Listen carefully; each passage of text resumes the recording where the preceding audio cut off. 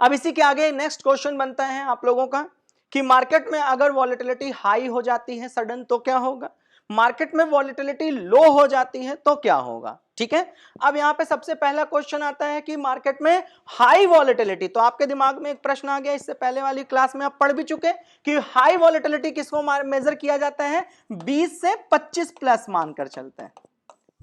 इस आंकड़े को हम हाई VIX कहेंगे, हाई विक्स कहेंगे। और आप लोगों ने पढ़ लिया कि हाई विक्स पर क्या एटीट्यूड बनता है, तो क्या एटीट्यूड बनता है, फियर हाई रहता है। अब आपके दिमाग में फियर का मतलब सेलर से मत जोड़ दीजिएगा, फियर का मतलब बायर से मत जोड़ दीजिएगा, सिर्फ इसने कहा है डर लग रहा है, मार्केट में डरावना माहौल है, बस ये नहीं बता रहा है कि सेलर के लिए डर है या फिर बायर के लिए डर है।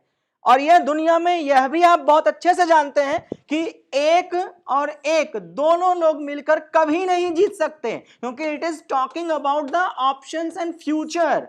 इस दुनिया में इकलौती है ऐसी दुनिया है जहां पर आप ये नहीं सोच सकते कि अगर हम पैसा प्रॉफिट पाए हैं तो ये भी पा जाए, सवाल नहीं पैदा होता, क्योंकि ये जो प्रॉफिट पाया है वो इस पोजीशन पे किसी का माइनस हुआ है। तो इसका मतलब अगर इंडिया विक्स में फियर है और किसी का बड़ा नुकसान है तो इसी फियर में किसी का सेम प्रॉफिट भी तो है।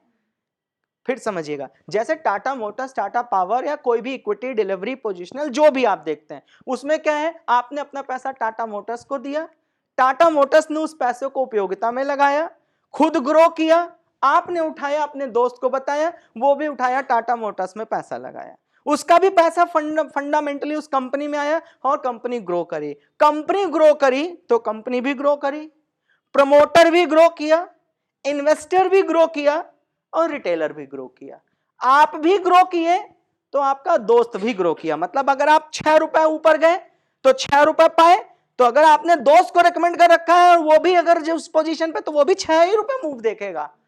लेकिन इस दुनिया में ऐसा नहीं होता, आप 6 रुपए पाए हैं तो किसी का 6 रुपया गया है। Is it fine? तो यहां पर यह मत सोचिएगा कि यार ये तो फिर नकारात्मक है, नहीं, हाई वॉलेटिलिटी किसी के लिए खतरा है तो किसी के लिए ब्लेसिंग्स भी है। क्यों? क्योंकि ये तराजू के दोनों पड़ रहे हैं, जहां एक व्यक्ति अगर प्रॉफिट करेगा तो दूसरे को लॉस करना ही पड़ेगा। तो इसका मतलब क्या, आपको क्या लगता है कि फियर हाई होने पर क्या मार्केट नुकसान देता है? तो हां, किसी को नुकसान देता है, लेकिन उसी के पैरेलल ही किसी को फायदा भी उतना ही देता है। तो अब आपको ट्रेड, जब आप स्ट्रेटजी सीखेंगे, जब आप ट्रेड सेटअप सीखेंगे, तब आपको देखना है कि इंडिया विक्स हाई होने पर आप किस तरह के ट्रेडर हैं। जैसे इंडिया विक्स नॉर्मल है तो स्कैल्पर को मदद कर रहा है, लेकिन जो पोजीशन लेके छोड़े रहेगा उसको थोड़ी ना मदद करेगा। तो इसका मतलब आपको डिसाइड करना पड़ेगा कि हमें कैसे काम करना है। अब स्कैल्पर का मतलब अगर कुछ लोग को ना समझ में आ रहा हो तो सब लोग कई बार इस शब्द को सुन चुके हैं कि जब मार्केट साइडवेज रहे या कंसोलिडेट रहे, सरल शब्दों में कह दे तो एक रेंज में रहे, यहां भी जाए फिर यहां आए फिर यहां जाए फिर यहां आए, ऐसे करके चलता रहे, तो इस जगह पर आपकी मदद करता है। क्लियर हो गया? इसको नॉर्मल मार्केट कहते हैं, एक रेंज में जाती है, एक रेंज में वापस आ जाती है। और इंडिया विक्स भी नॉर्मल है तो आपको हेल्प मिल जा रही है कि हाँ, हम स्कैल्पिंग कर सकते हैं। तो उसी तरीके से अब दूसरा आता है, इंडिया विक्स हाई होने पर क्या होता है, इंडिया विक्स हाई है तो क्या होगा। पहला तो मार्केट फास्ट, आपका एक क्वेश्चन था किधर की ओर जाएगा, राइट? तो यहां पे साफ शब्दों में लिखा है कि इंडिया विक्स जब हाई होता है तो मार्केट फास्ट मूव करता है, लेकिन यह नहीं कंफर्म होता कि किधर मूव करेगा। तो इसका मतलब जितना फास्ट इधर जा सकता है उतना ही फास्ट इधर भी आ सकता है। इसका मतलब अप साइड डायरेक्शन में भी बहुत अच्छा मूव मिलेगा और डाउन साइड डायरेक्शन में भी बहुत अच्छा मूव मिलेगा, बशर्ते सिर्फ इंडिया विक्स हाई होने पर यह बताएगा कि मैं फास्ट हूं। इसका मतलब अगर आपने कोई चीज 100 रुपए खरीदी है और इंडिया विक्स हाई है तो यह बहुत तेजी से 160 रुपए होने का दावा रखता है, बस। Is it fine? तो इसका मतलब इंडिया विक्स हाई होने पर आपके प्राइस का मूवमेंटम बहुत तेज हो जाता है। कई बार आपने देखा होगा प्रॉफिट भी अच्छा दिखाता है मार्केट में, और सडन प्राइस एक्शन में प्राइस भी बहुत तेज खराब हो जाती है। यह दो मार्केट की चलन में आपने नोटिस किया होगा। वो नोटिस करने पर आपको उत्तर यहां से मिलेगा कि इंडिया विक्स में अचानक से वॉलेटिलिटी रेट बहुत हाई हो गया था, इसलिए आपका प्रीमियम जितनी तेजी से ऊपर जाता था तो रिजेक्शन पर भी उतनी ही तेजी से माइनस भी होता था। Is it fine? तो इसका मतलब आपको अब यह बात समझ में आ जाएगी कि इंडिया विक्स में हाई होने के बाद प्रीमियम बहुत तेज घटता और बढ़ता है। अब मान लीजिए आप 4 रुपए, 8 रुपए, 10 रुपए वाले ट्रेडर हैं, तो जितनी देर में आप सोच रहे होंगे उतनी देर में वॉलेटिलिटी काम कर चुकी होगी, तो खरीद ही नहीं पाएंगे आप। तो इसका मतलब जब भी आप प्राइस में जाने वाले हो, एसएमसी रूल लगाने वाले हो, कोई ना कोई कैंडल या चार्ट के माध्यम से आप एंट्री करने वाले हो, तो एक बार इंडिया विक्स को देख लेना चाहिए, एक बार ओआई को देख लेना चाहिए, एक बार वॉल्यूम को देख लेना चाहिए, सभी चीजों को देख लेना चाहिए। Is it fine? तो यहां पर एक चीज तो क्लियर हो गया। दूसरा, ये वाला बात समझिएगा कि ऑप्शंस का जो प्रीमियम होता है वो बहुत तेजी से महंगा हो जाता है। It is not for the future, it is for the option. क्योंकि आपको पता है इंडिया विक्स में निफ्टी पर कॉल ऑप्शन और पुट ऑप्शन का कैलकुलेशन इंडिया विक्स करता है। क्लियर हो गया? तो इसको डेरिवेटिव्स में मत डालिएगा, लेकिन उसकी हेल्प ले सकते हैं। ट्रेड कैसे किया जाता है वो आगे क्लास में बता देंगे। अभी यहां पे सिर्फ ऑप्शंस पर ध्यान दीजिएगा कि ऑप्शंस का प्रीमियम बहुत महंगा हो जाता है। कब महंगा होता है? जब इंडिया विक्स हाई हो। इंडिया विक्स हाई कब होती है? जब वो अपने 16 के आंकड़े को पार करके 20 और 20 के आंकड़े को पार करके 25 और 25 प्लस हो जाए। 25 प्लस में क्या माना जाता है? Extreme high. 20 से 25 में क्या माना जाता है? वॉलेटिलिटी। और 16 से 20 में क्या माना जाता है कि market in good condition, neutral condition में काम कर रही है, बट वॉलेटिलिटी आ चुकी है। क्लियर हो गया? तो अब यहां पर तीसरा लाइन पकड़िएगा जिसको कहते हैं ब्रेकआउट्स। आपका एक शब्द आगे चल करके जब आप एसएमसी रूल पढ़ रहे होंगे और आपका प्राइस एक्शन खत्म हो रहा होगा, तब आप एक शब्द पढ़ेंगे बीओएस। इस वर्ड को आप पढ़ेंगे, इसका मतलब होता है ब्रेक ऑफ स्ट्रक्चर।